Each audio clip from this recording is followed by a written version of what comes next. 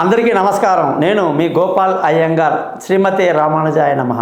చాలామంది నా దగ్గర జాతకాలకు వచ్చినప్పుడు అనేక మతస్థులు, మీరు నమ్ముతారో లేదో, ఇస్లాం మతస్థులు ఎక్కువ మంది వస్తుంటారు, క్రిస్టియానిటీ ఉన్న వాళ్ళు వస్తుంటారు, జైన్స్ వస్తుంటారు, ఆ మార్వాడీస్ అయితే చాలామంది, ఇలా అన్నిగా బుద్ధిజము, అన్ని రకాల పార్సీ, అన్ని మతాల వాళ్ళు మన దగ్గర జాతకానికి వస్తుంటారు.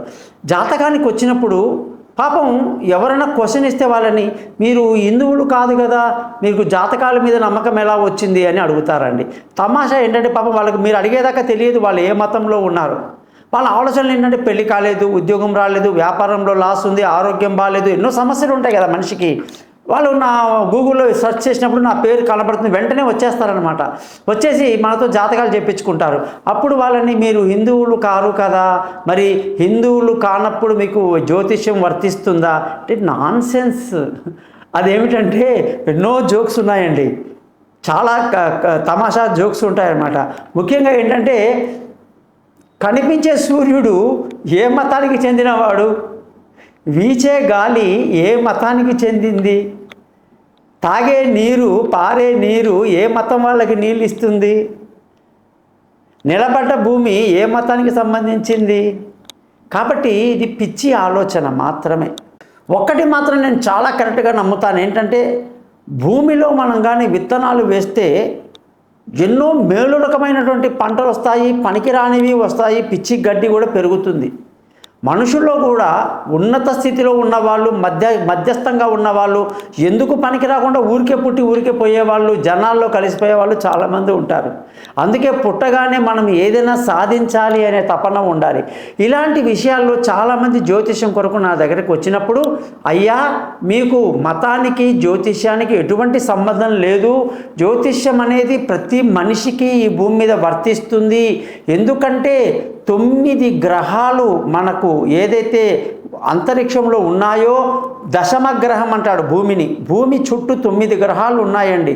ఎక్కడైతే సూర్యుడు ఉత్తరము దక్షిణం మాత్రమే కదులుతూ ఉంటాడు, మిగతా 8 ప్లానెట్స్ చంద్రుడు భూమితో కలిసి అందరూ తమ చుట్టూ తాము తిరుగుతూ సూర్యుని చుట్టూ తిరుగుతారండి. అలాగే జీవరాశులు ఏదైనా సరే, ఏ గ్రహంలో ఉన్నా సరే, అందరికీ కూడా ఈ యొక్క 9 గ్రహాల ప్రభావము ఇంకొక గ్రహం మీద ఖచ్చితంగా పడుతుందన్నమాట. అలా గ్రహాల ప్రభావం అనేది 24 అవర్స్ నిరంతరం ఉంటుంది. ఏదో 12 గంటలు ఉండింది తర్వాత వీళ్ళు ఉండదు అనేది ఉండదండి.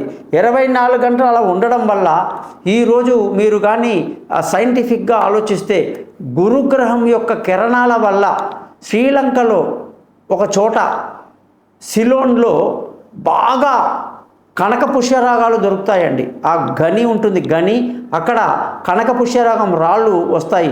అదేంటంటే కనక పుష్యరాగం అంటున్నారు అంటే అది గురుగ్రహానికి సంబంధించిన రాయి, ఎల్లో సఫైర్ అంటారు. అది ఈ గురువు బలం ఎవరికైతే తక్కువ ఉందో జాతకంలో, ఆ యొక్క రాయిని 3 క్యారెట్ల నుంచి అధికంగా కూడా చూపుడు వేలికి పెట్టుకోవటం, అలాగే గురువారం నాడు ప్రత్యేక పూజలు అవి చేసుకుంటే గురువు యొక్క బలం ఏ జాతకంలో అయితే తక్కువగా ఉందో ఆ జాతకం చాలా బాగుంటుంది అది పెట్టుకున్న తరువాత. కాబట్టి ఇలాంటివన్నీ కూడా జ్యోతిష శాస్త్రంలో ఈ మతం వాళ్ళకు ఉంటుంది, ఆ మతం వాళ్ళకు లేదు అనేది పిచ్చి ప్రశ్న అని మీకు ఇప్పుడు అర్థమైపోయింది కదా. కాబట్టి సూర్యుడి యొక్క కిరణాల వల్ల భూమి మీద కెంపు అంటే రూబీ అనే మాణిక్యాలు దొరుకుతాయన్నమాట.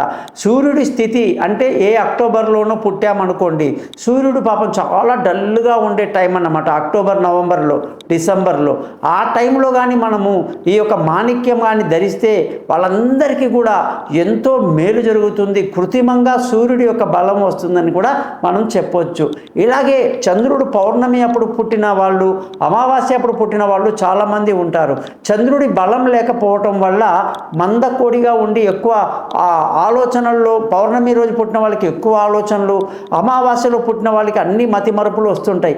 అప్పుడు వాళ్ళు చంద్రశిల అనేటువంటి రాళ్ళను ధరించడం వల్ల కూడా జ్యోతిష్యపరంగా ఎంతో లాభాన్ని కలిగి ఉంటారు.